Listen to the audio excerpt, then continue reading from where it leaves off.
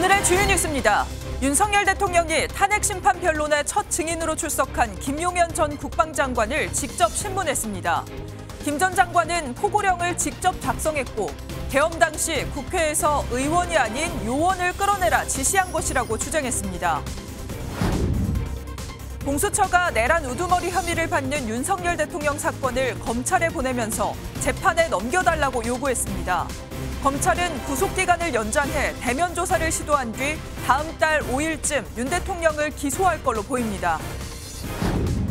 헌법재판소가 이진숙 방송통신위원장에 대한 탄핵소추안을 4대4 의견으로 기각했습니다. 이 위원장이 반년 만에 업무에 복귀하면서 방통위는 2인 체제로 재가동됩니다. 최장 9일에 달하는 설 연휴를 앞두고 오늘부터 본격적인 귀성전쟁이 시작됩니다. 귀성길 정체는 오늘 오후 5시쯤 절정에 달할 걸로 예상됩니다. 시청자 여러분 안녕하십니까? 윤석열 대통령이 헌법재판소 탄핵 심판에 두 번째로 출석했습니다. 김용현 전 국방부 장관이 증인으로 나오면서 이번 비상계엄 사태의 핵심 인물인 두 사람, 윤석열 대통령과 김용현 전 국방부 장관이 함께 탄핵 심판정에 섰습니다. 윤석열 대통령은 김용현 전 장관에게 기억이 나냐며 직접 질문을 던지기도 했는데요. 두 사람은 입을 맞춘 듯 사실상 거의 같은 내용의 증언을 했습니다. 오늘 굿모닝 MBN 첫 소식은 이혁재 기자가 전하겠습니다. 윤석열 대통령은 어제 오후 12시 47분쯤 탄핵 심판 4차 변론 기일에 출석하기 위해 헌법재판소에 도착했습니다. 윤 대통령은 3차 변론 기일 때와 마찬가지로 정장 차림에 빨간 넥타이를 메고 재판정의 모습을 드러냈습니다. 재판 시작 20여 분 만에 김용현 전 국방부 장관에 대해 피청구인인 윤 대통령 측의 증인신문이 시작됐습니다. 사실은 법적으로 검토해서 손댈 거는 많지만 어차피 이 계엄이라는 게 길어야 하루 이상 유지되기도 어렵고 어떤 상징적이라는 측면에서 집행 가능성은 없지만 윤 대통령은 김 전 장관의 답변을 들으며 고개를 끄덕이거나 변호인에게 손짓을 하며 무언가 설명하는 모습도 보였습니다.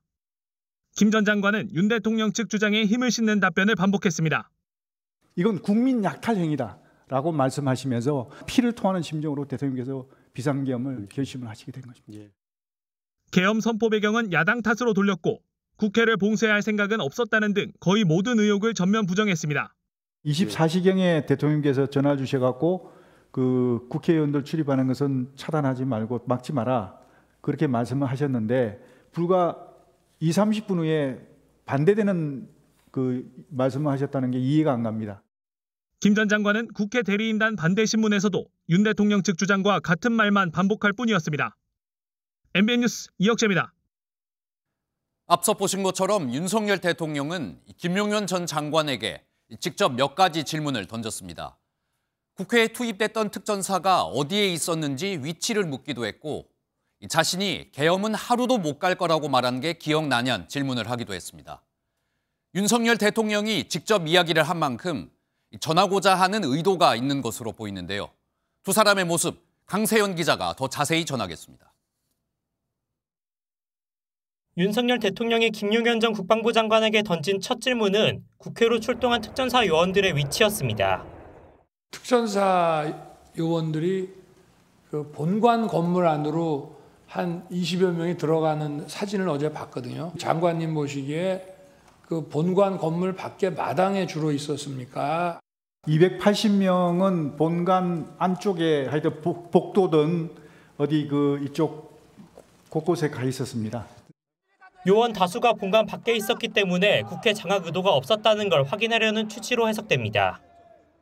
윤 대통령은 자신이 포고령을 손댈 게 많지만 계엄이 하루 이상 유지되기 어렵고 포고령도 집행 가능성이 없다고 그냥 두자고 말한 게 기억이 나느냐고 물었습니다.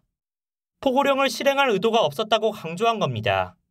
왜 전공이 이걸 제가 왜 집어넣냐 웃으면서 이렇게 얘기를 하니 이것도 막 그런 측면에서 좀 어떤 계고한다는 측면에서 그냥 뒀습니다 해서 저도 웃으면서 그냥 놔뒀는데 그 상황은 기억하고 계십니까? 기억합니다. 지금 말씀하시니까 기억납니다.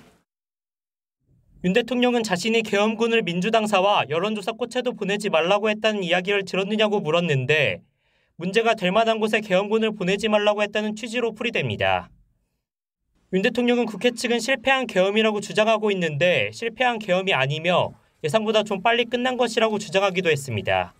MBN 뉴스 강세현입니다. 어제 재판에서 가장 주목받은 것 중 하나는 과연 계엄 포고령을 누가 썼느냐였습니다. 지금까진 윤석열 대통령이 직접 썼다. 아니다. 김용현 전 장관이 썼다. 주장이 엇갈렸는데요. 두 사람이 진실 공방을 펼칠 거란 전망도 있었는데 하지만 어제 재판정에서 김용현 전 장관은 이 계엄 포고령은 자신이 썼다고 밝혔습니다. 최상목 경제부총리가 받았다는 쪽지도 본인이 썼다고 주장했습니다. 계속해서 이시열 기자입니다.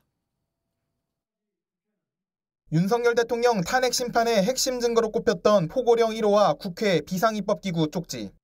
증인으로 출석한 김용현 전 국방부 장관에게도 관련 질의가 쏟아졌습니다. 김 전 장관은 포고령 1호에 대해 관사에서 직접 개인 노트북으로 작성했다고 설명했습니다.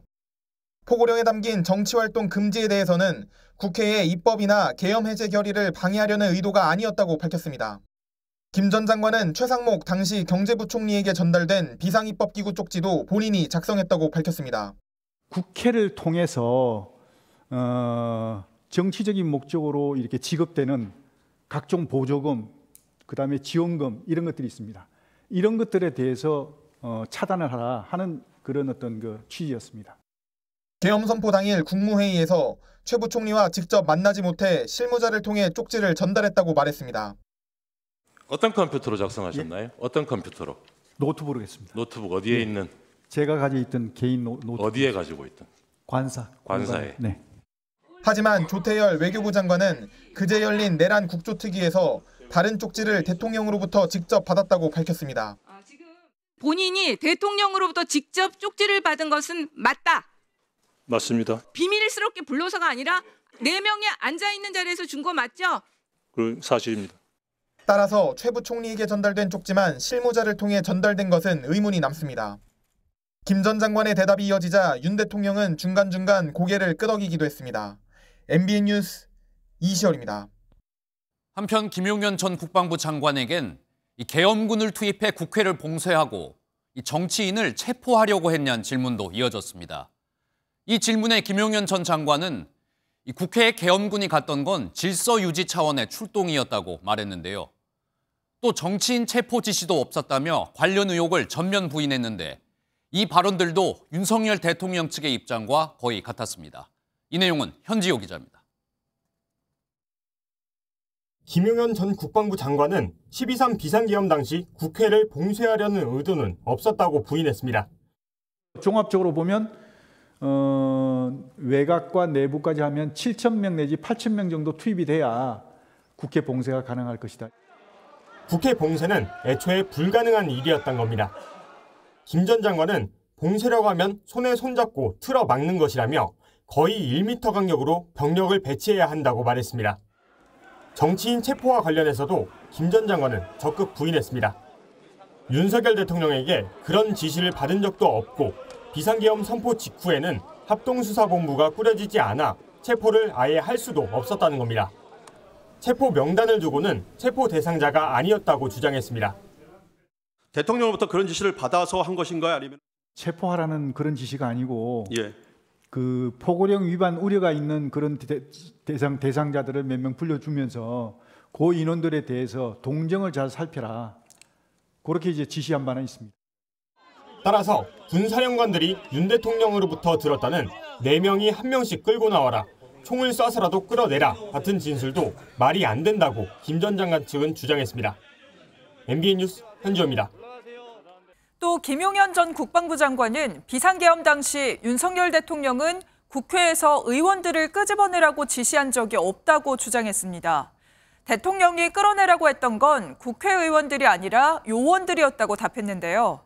하지만 김용현 전 장관의 주장과 다른 증언들이 있기 때문에 이 부분은 진실 공방이 불가피해 보입니다. 자세한 내용은 최희지 기자가 전하겠습니다. 12.3 비상계엄 당시 김용현 전 국방부 장관은 곽종근 전 특수전 사령관에게 국회의원들을 끌어내라는 지시를 내렸다는 증언이 나왔습니다. 의결 정족수가 아직 다 안 채워진 것 같다. 빨리 문을 부수고 들어가서 안에 있는 인원들을 끄집어내라. 하지만 윤석열 대통령 탄핵 심판 증인으로 출석한 김 전 장관은 해당 내용을 전면 부인했습니다. 의원을 빼내라고 한 말이 아니라 요원을 빼내라고 했던 겁니다. 의원이 아니라 요원을 빼내라고 한 것을 김병주 국회의원이 의원들 빼내라는 것을 통과시킨 것이죠. 네, 그렇습니다. 이 같은 주장은 김 전 장관의 공소장에 적시된 혐의와도 정면으로 배치됩니다. 군 관계자들의 일관된 주장과도 상충합니다. 지통조에서 야 국회의원들 끌어내니까 빨천되네 이런 형태였다는 겁니다. 뭐 150명을 넘으면 안 된단다. 국회 측은 국회의원을 끌어내라고 지시했던 사실이 수사와 증언을 통해 확인된 상황에서 김 전 장관이 궤변을 쏟아냈다고 반발했습니다. 엄정하고 권위 있는 법정에서 가장 저열한 광대극을 연출했다고 저는 생각합니다. 바이든 날리면의 2탄입니까? 앞으로 탄핵 심판 증인으로 출석할 군 지휘부, 국무위원들과의 진실 공방이 불가피해 보입니다. MBN 뉴스 최희지입니다. 다음 소식입니다. 공수처가 윤석열 대통령 사건을 검찰에 넘겼습니다. 3만 쪽이 넘는 수사 기록을 갖고 있다며 윤 대통령의 혐의를 충분히 확인했다는 입장이지만 체포 당일을 제외하면 대면 조사 한 번 제대로 하지 못해 수사의 한계를 드러낸 공수처를 향해선 여러 비판이 쏟아지고 있습니다. 이렇게 공수처는 한계를 드러낸 상태에서 이제 사건은 검찰로 넘어갔는데 윤 대통령이 자신의 친정이라고 할 수 있는 검찰에서도 계속 조사를 거부할지 관심이 쏠립니다. 먼저 노하린 기자가 보도합니다. 공수처는 예상했던 것보다 빨리 사건을 검찰로 넘겼습니다. 공수처는 어제 윤석열 대통령의 내란 우두머리, 직권남용 권리행사방해 혐의 사건에 대해 수사 결과를 발표하면서 검찰에 공소제기 요구했다고 밝혔습니다. 공수처가 계속 조사 시도를 하기보다는 기소 여부를 결정해야 하는 검찰이 추가 수사를 하는 것이 사건의 진상규명을 위해 효율적이라고 판단하여 12.3 비상계엄 사태 발생 51일 만이자 검찰로부터 윤 대통령 사건을 이첩받은 지 36일 만입니다. 윤 대통령에 대한 기소권이 없는 공수처가 검찰로 사건을 넘기는 것은 정해진 수순이지만 공수처가 자체적으로 계산했던 시한보다는 닷새나 빨랐습니다. 헌정사상 최초로 현직 대통령을 체포해 구속했지만 윤 대통령의 입을 열지 못하면서 서둘러 검찰로 사건을 넘긴 겁니다. 공수처는 윤 대통령의 계속된 수사 거부로 체포 당일이었던 지난 15일 외에는 대면 조사를 진행하지 못했고 세 차례의 강제구인 시도도 실패했습니다. 사건을 넘겨받은 검찰은 윤 대통령의 구속기한을 연장 신청한 뒤 구속기한 만료 전인 다음 달 5일을 전후해 재판에 넘길 것으로 전망됩니다. 공수처의 수사를 모두 거부했던 윤 대통령이 검찰 조사에는 응할지 아직 미지수입니다. MBN 뉴스 노하린입니다. 보신 것처럼 공수처는 윤석열 대통령 사건을 검찰에 넘겼습니다. 그리고 사건을 넘겨받은 검찰은 첫날부터 곧바로 국방부 조사본부를 압수수색했습니다. 비상계엄 당시 이른바 정치인 체포조를 운영했는지 확인하기 위한 걸로 보이는데 첫날부터 강제 수사에 나서면서 이제 본격적으로 검찰의 시간이 시작됐음을 알렸습니다. 이어서 이상엽 기자의 보도입니다. 지난해 12월 3일 비상계엄 선포 직후 헬기를 타고 온 계엄군이 국회의사당 앞을 봉쇄합니다. 계엄군은 국회에서 정치인, 시민 등과 대치를 벌이더니 유리창을 깨고 본청 내부로 들어갑니다. 윤석열 대통령 측은 국회에 병력이 투입된 건 질서 유지 차원이었다고 주장하지만 관련자들 증언에 따르면 이른바 정치인 체포조가 가동됐다는 의혹이 제기됐습니다. 체포 대상자 명단을 불러주면서 위치 추적을 해달라고 했는데 검거 지원을 요청한다 이렇게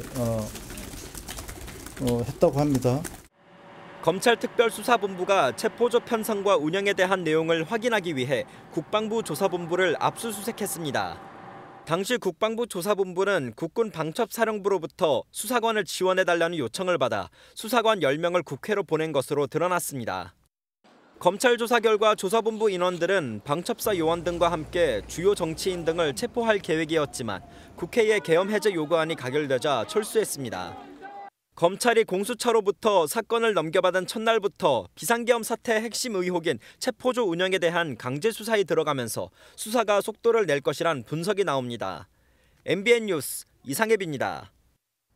오늘 하루 중요한 일정을 소개해드리는 굿모닝 오늘입니다. 어떤 일정이 있는지 함께 살펴보겠습니다. 경찰이 지난 3일 윤석열 대통령에 대한 체포영장 1차 집행을 저지한 혐의를 받는 대통령 경호처 김성훈 차장과 이광우 경호본부장을 오늘 다시 불러 조사합니다. 경찰은 보강 수사를 거쳐 구속영장을 신청할 방침입니다. 문재인 정부가 이전 정권에서 임명된 공공기관장들에게 사직을 강요했다는 일명 블랙리스트 의혹에 가담한 혐의를 받는 조명균 전 통일부 장관에 대한 1심 판결이 선고됩니다. 조 전 장관은 직권을 남용한 사실이 없다며 혐의를 부인하고 있습니다. 스타벅스 코리아가 오늘부터 355ml인 톨사이즈 음료 22종의 가격을 3년 만에 인상합니다. 대표 메뉴인 카페 아메리카노 톨사이즈는 기존의 4,500원에서 4,700원으로 오릅니다. 지금까지 굿모닝 오늘이었습니다. 다음 소식입니다. 윤석열 대통령이 탄핵 심판을 받은 날 민주당 이재명 대표도 재판을 받았습니다. 공직선거법 위반 혐의에 대한 2심 재판이 열린 건데요. 2심 재판부는 다른 사건은 맡지 않고 이 사건에만 집중하겠다며 다음 달 26일 사건 심리를 종결하겠다고 밝혔습니다. 빠르면 3월 달에 최종 선고가 나올 것 같습니다. 먼저 박규원 기자가 보도합니다. 이재명 더불어민주당 대표가 지지자들의 연호에 화답하며 법원으로 들어섭니다. 공직선거법 항소심 첫 재판에 출석한 건데 재판 지연 의혹에 대한 취재진의 질문엔 침묵을 지켰습니다. 재판 지연 지적에 대해서 어떻게 생각하시나요?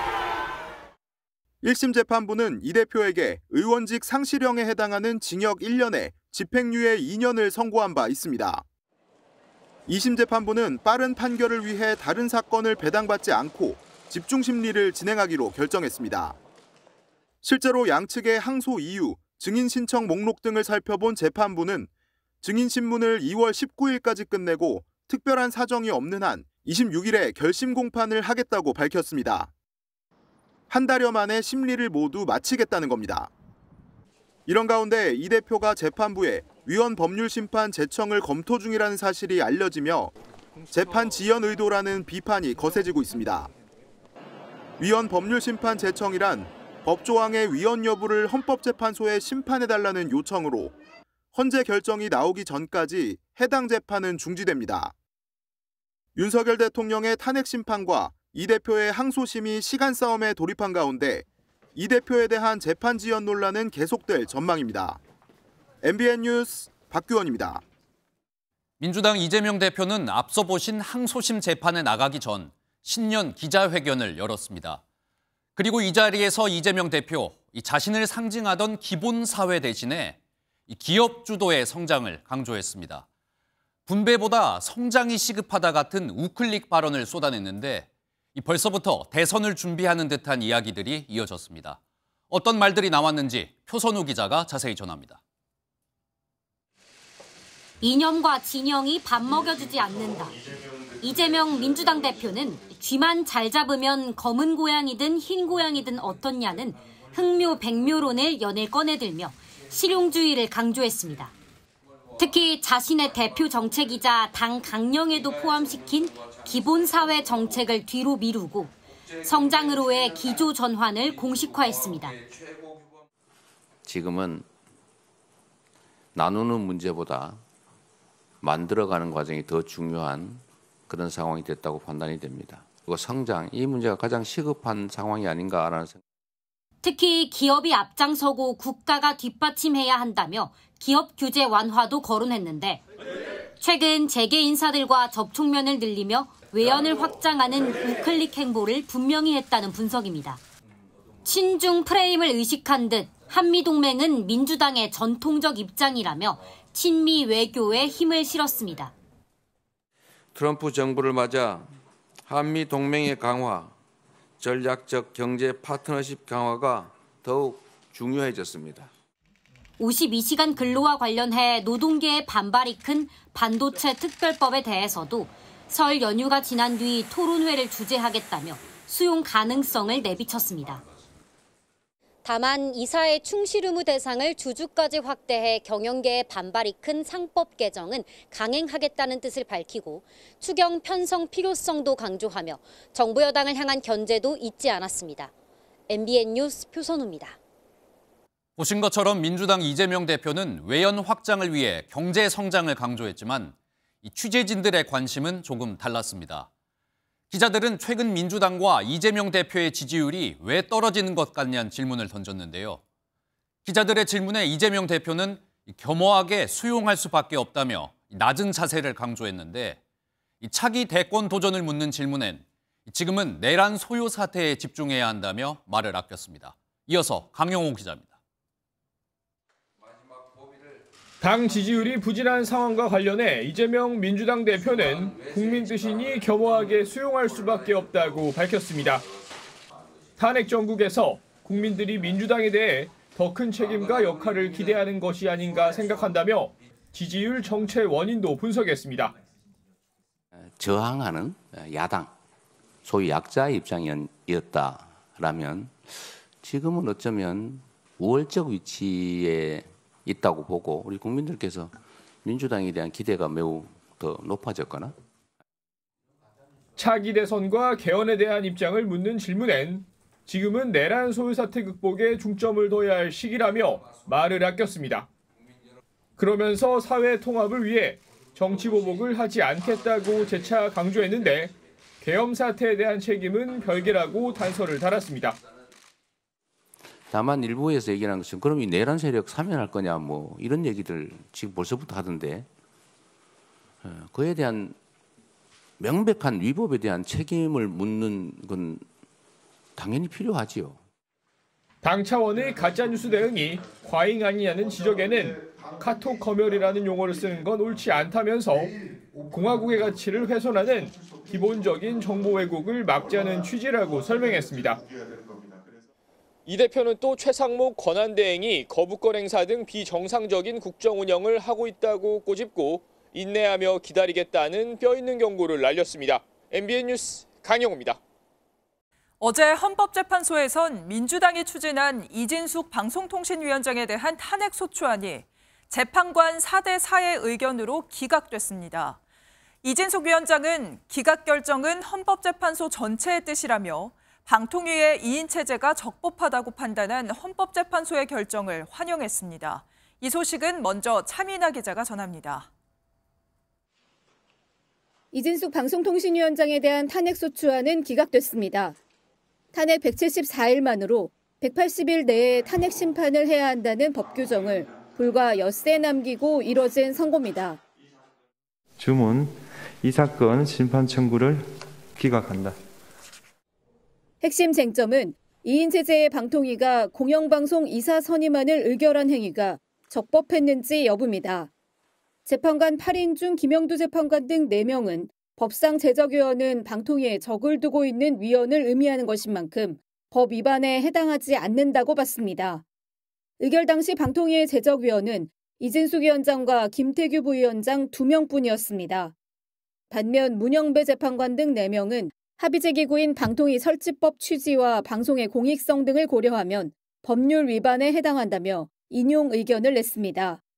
대체로 재판관별 진보 및 중도 보수 성향에 따라 의견이 갈렸다는 평가지만 파면 결정에는 6인 이상의 동의가 필요해 기각된 겁니다. 이진숙 위원장은 환영의 뜻을 표하면서 헌법재판소 전체의 결정이고 2인 체제의 적법성이 인정받은 것이라고 못 박았습니다. 2명의 상임위원들만으로도 필요한 업무를 행정부에서 하라 하는 것이 적법하다. 이런 의견을, 이런 판단을 헌법재판소에서 했고. 이 위원장은 지상파 제어가 등 쌓여있는 현안들을 하나씩 처리하겠다는 의지를 보였습니다. 또 국회에는 공석인 3인의 방통위원도 조속히 추천해달라고 했지만 최근 전국 상황을 고려하면 당장 5인 체제 복원은 쉽지 않아 보입니다. MBN 뉴스 차민아입니다. 이렇게 헌법재판소의 기각 결정으로 이진숙 방송통신위원장은 업무에 복귀했습니다. 하지만 원래 5인 체제인 방통위는 당분간 2인 체제로 이어질 가능성이 높은 상황인데요. 국민의힘은 방통위 5인 체제를 복원하겠다며 이제 민주당도 방통위원 추천에 앞장서라고 압박했습니다. 민주당은 2인 체제로 방통위 업무를 시작한다면 다시 책임을 묻겠다고 맞섰습니다. 이어서 김도형 기자입니다. 헌법재판소가 이진숙 방송통신위원장 탄핵안을 기각하자 국민의힘은 당연한 의결이라고 강조했습니다. 무리한 탄핵 소추를 한 더불어민주당은 책임을 반드시 져야 한다며 공세 수위를 높였습니다. 언론 장악, 기도의 시작점이 바로 방통위원장 탄핵이었습니다. 히틀러가 집권하자마자 선전장관 개별수가 처음 한 일이 언론사 통폐합이었습니다. 대통령실도 방통위가 제 기능을 회복해 산적한 현안을 잘 처리하길 기대한다며 환영의 뜻을 밝혔습니다. 국민의힘은 남은 탄핵 심판도 속도를 내줄 것을 강력하게 촉구했습니다. 현재 헌재에는 윤석열 대통령과 최재해 감사원장, 박성재 법무장관 탄핵 심판 사건을 비롯해 국회가 무더기 의결한 탄핵 심판이 남아있는 상황입니다. 야권은 헌재 결정에 깊은 유감을 표했습니다. 야당 과방 의원들은 기자회견을 열어 재판관 4명은 인용이었다면서 여전히 방통위 2인 체제 의결에 대한 법원의 효력 정지 결정은 그대로 유지되고 있다는 점을 강조했습니다.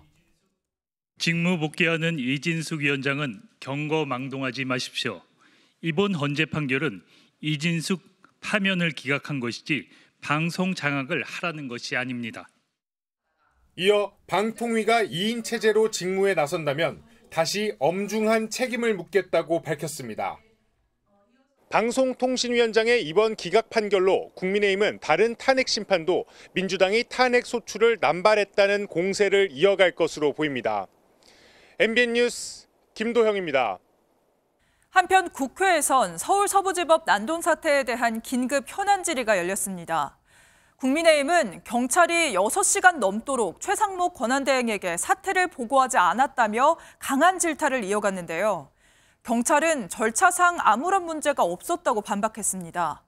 또 헌법재판소장 권한대행과 민주당 이재명 대표의 친분설에 대해 해명하라고 압박하기도 했습니다. 이렇게 여당 의원들이 경찰과 공수처, 헌법재판소에 대한 강한 비판을 이어가면서 고성과 야유가 오가기도 했습니다. 먼저 정태진 기자입니다. 국민의힘은 경찰이 서부지법 폭력 사태가 발생하고 6시간이 넘어 최상목 대통령 권한대행에 보고한 것이 있을 수 있는 일이냐며 강하게 질타했습니다. 대통령 권한대행께 이 사태에 대해서 언제 처보고했습니까? 어째 이런 일이 벌어졌어요? 경찰청장 직무대행은 최상목 패싱이 아니라며 절차상 문제가 없다고 반박했습니다. 원래 통상적으로 경찰청장이 대통령께 보고하지는 않습니다. 9시 50분쯤 아침 그 지휘부 회의 끝나고 일단 선조치하고 그 이후에 보고를 주로 했습니다. 국민의힘은 공수처장이 윤 대통령에 대한 구속영장을 청구한 당일 저녁 와인 술자리를 가진 것이 적절하냐며 비판했습니다. 공수처장, 와인이 목구멍으로 넘어갑니까? 자신을 임명한 대통령에 대한 구속영장을 청구하고 와인을 마시며 웃고 즐기는 공수처장의 모습은 사법이 정치를 껴안고 춤을 추는 모습일. 자기소개 그만하세요. 또 문영배 헌재소장 권한대행과 이재명 민주당 대표의 친분설을 해명하라며 공정성 문제를 제기했습니다. 문영배 소장 대행하고 이재명 대표가 친분이 있다는 소문이 파다합니다. 정작 이재명 대표와의 친분 관계에 대해서는 말이 없습니다. 저희 재판소장 권한대행께서 재판의 공정성을 저해할 만한 어떠한 언동도 하지 않았다는. 민주당은 질의에 나선 국민의힘 의원들을 향해 내란 동조범이라고 고성과 야유를 이어갔습니다. MBN 뉴스 정태진입니다.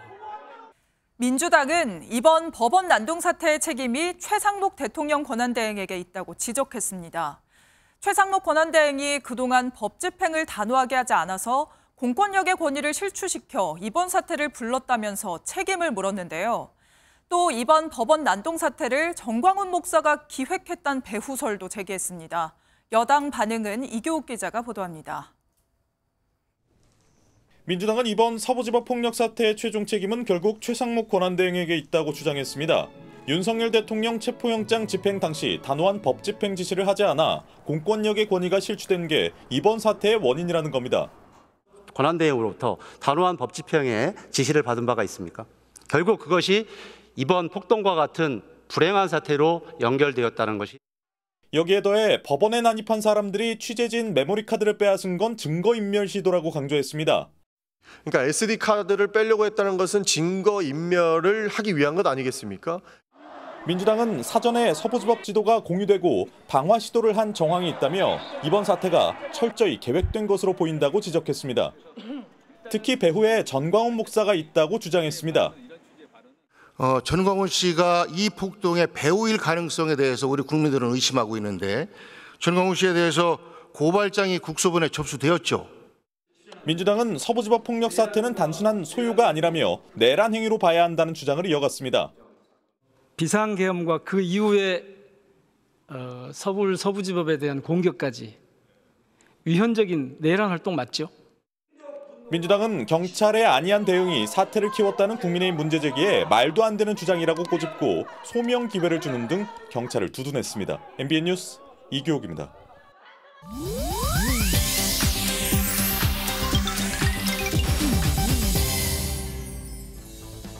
인터넷에선 어떤 소식들이 화제일까요? 인터넷 와글와글입니다.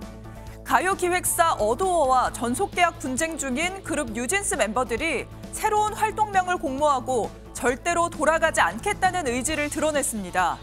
어제 뉴진스 5멤버는 새 SNS 계정을 통해 일정 기간 사용할 새로운 활동명을 이틀간 공모한다는 글을 남겼는데요. 이 게시글에는 채 1시간도 안 돼 16,000개가 넘는 댓글이 달렸습니다. 멤버들은 또 최소한의 믿음과 의리조차 없는 하이브와 어도어에 절대로 돌아갈 생각이 없다고 강조했는데요. 그런 가운데 어도어는 전속 계약이 아직 유효하다는 입장으로 독자 연예 활동 시도는 중대한 계약 위반이란 입장을 밝혔습니다.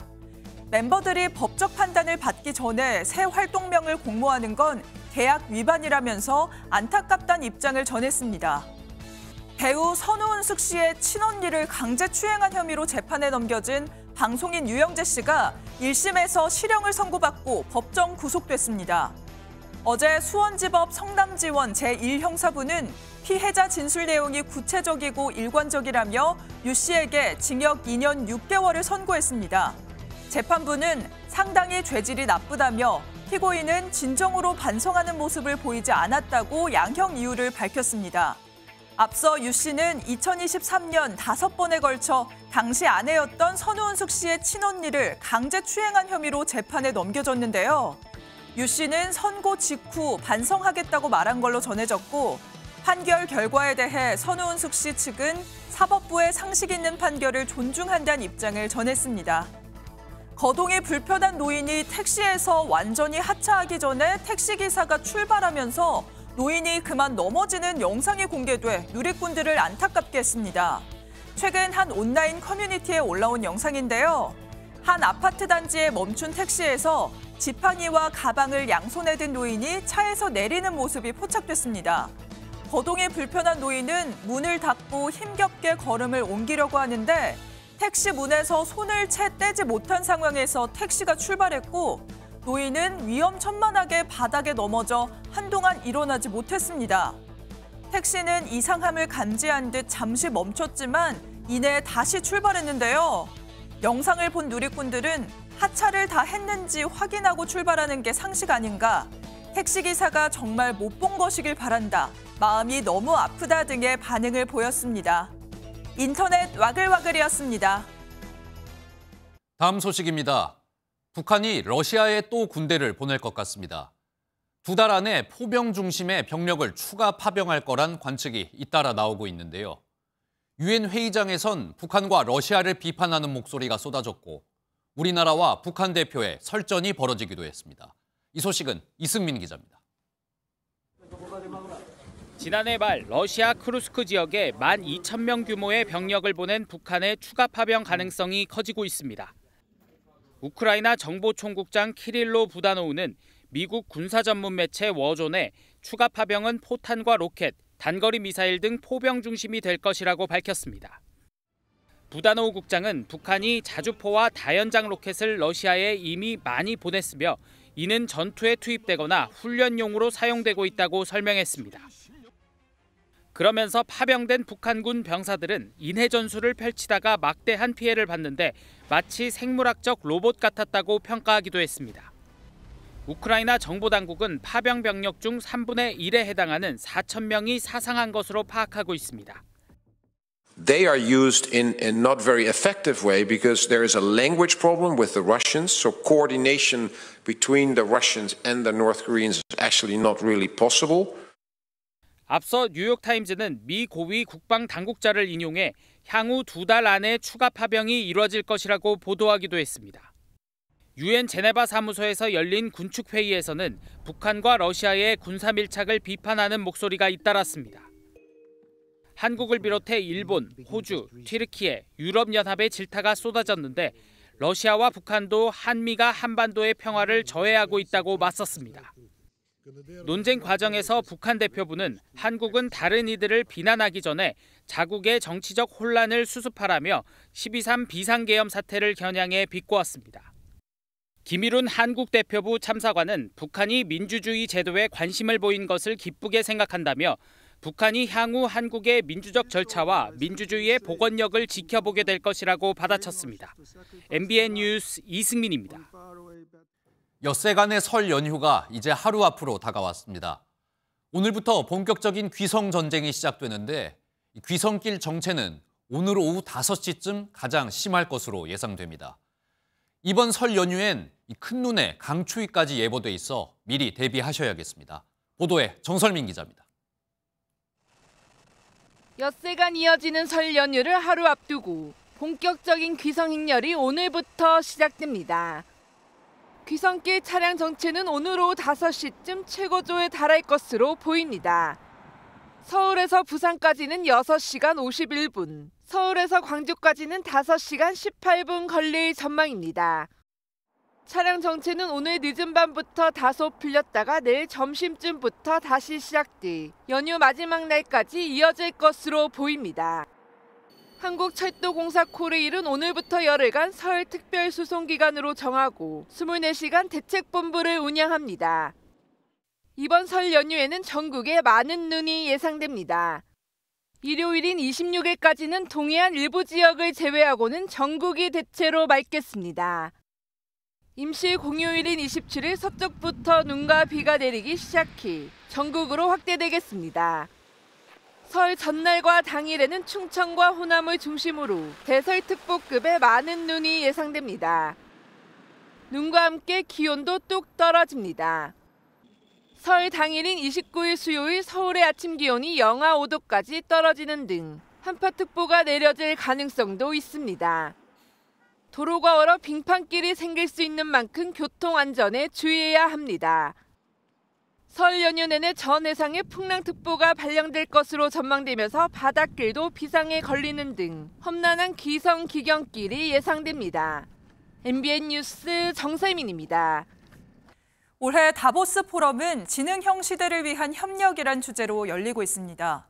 인공지능, AI가 바꿀 인간의 삶은 물론 미국 트럼프 대통령 취임으로 급격하게 변하고 있는 국제 질서에 대해서도 활발한 논의가 이어지고 있는데요. 스위스 다보스 현지에서 매일경제 윤원섭 기자가 전해왔습니다. 올해로 55회째를 맞은 스위스 다보스 포럼이 개막해 나흘간의 일정에 들어갔습니다. 각국 정상급 인사들과 글로벌 CEO와 석학 등 2,900여 명이 참석했습니다. 올해 포럼의 주제는 지능형 시대를 위한 협력, 인공지능이 인간의 삶과 산업 생태계를 송두리째 바꿔놓을 미래에 대해 논의합니다. 여기에 글로벌 경제 불확실성과 트럼프 미국 대통령 2기 행정부 취임에 따른 국제 질서 변화도 밀도 있게 다룹니다. 지난해 노벨 화학상 수상자인 데미스 허사비스 구글 딥마인드 최고 경영자는 AI로 설계한 신약을 올해 처음 임상 시험할 계획이라고 밝혔습니다. I think AI is exactly the right kind of tool and right approach to understand very complicated systems with. 그는 AI를 바이오 제약 업종에 적용해 암, 심혈관 질환 등 사실상 모든 질병을 치료하겠다는 제약 혁명 시대를 선언했습니다.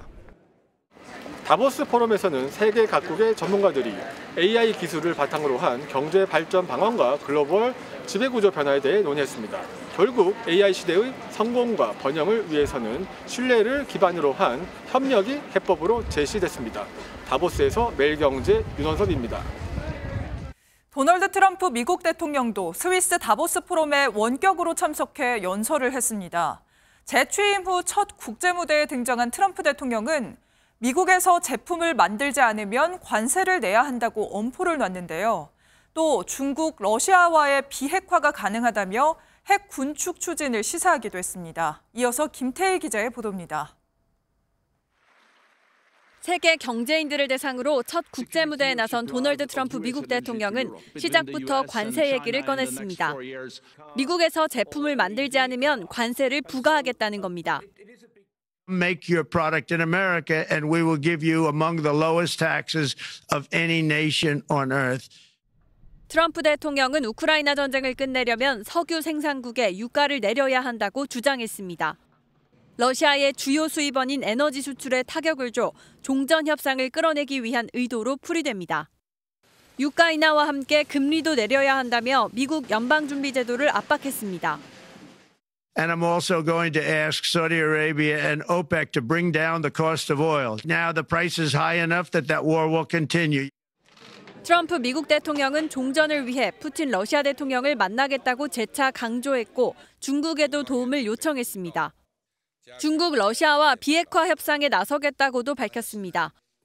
푸틴 러시아 대통령과 비핵화에 대해 이야기했다며 중국도 핵무기 감축에 긍정적이라고 언급했습니다. 트럼프 대통령은 핵 능력 보유국이라고 지칭한 북한에 대해서는 따로 언급하지 않았습니다. MBN 뉴스 김태희입니다.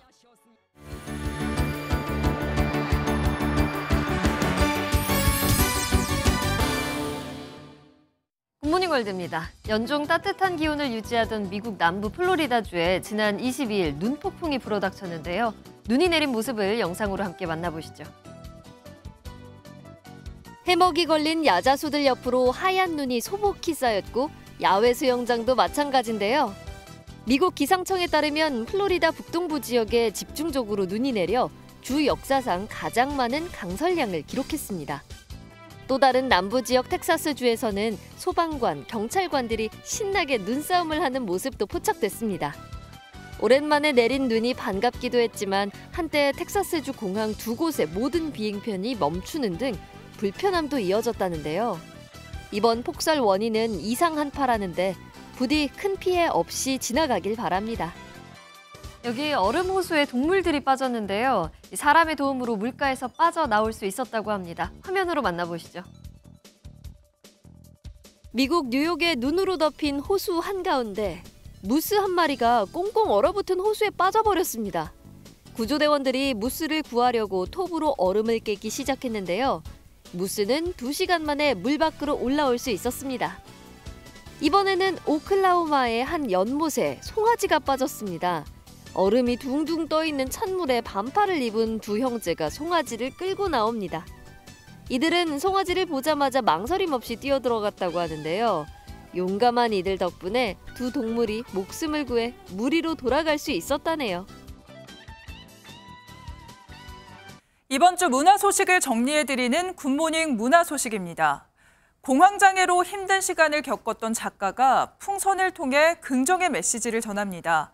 또 20세기 초 프랑스 파리를 배경으로 200벌이 넘는 화려한 의상이 압권인 뮤지컬 마타하리가 4번째 시즌으로 찾아왔습니다. 노태현 기자가 전해드립니다. 컬러풀한 색채의 조합이 물감 폭죽을 터뜨린 듯 화려한 풍선이 캔버스를 채웁니다. 공황장애를 겪던 이동욱 작가에게 풍선은 치유와 희망의 상징이며 안식처입니다. 핑크빛 개구쟁이 같은 캐릭터 피그미의 밝고 당당한 표정은 무엇이든 해낼 수 있을 것 같은 자신감을 전달합니다. 18년차 직장인 작가는 현대인의 고독, 권태, 그리고 위태로운 삶의 모습과 이를 해결할 행복한 에너지를 캐릭터에 담았습니다.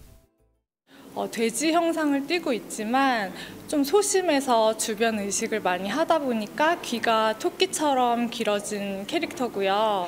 하트 고글이라는 상징적인 요소를 장착시켜서 희망과 용기를. 세종문화회관이 서울시 극단의 연극 퉁소소리, 서울시 무용단의 일무, 서울시 오페라단의 파우스트 등 시즌 11편의 레퍼토리 작품을 선보입니다. 무대에 눕거나 앉아서 작품 속 음악을 감상할 수 있는 청음회, 국악관현악단 공연 전 만찬을 즐기거나 더현대 서울과 협업한 팝업 공간 등 색다른 변화도 시도합니다. 다른 극장이 갖지 않은 예술단이 차별화된 자산이라고 생각합니다. 제작 극장의 꿈은 레퍼토리입니다. 그런 것을 가진 극장이 지속적인 사랑을 받을 수 있다 이렇게 생각하기 때문에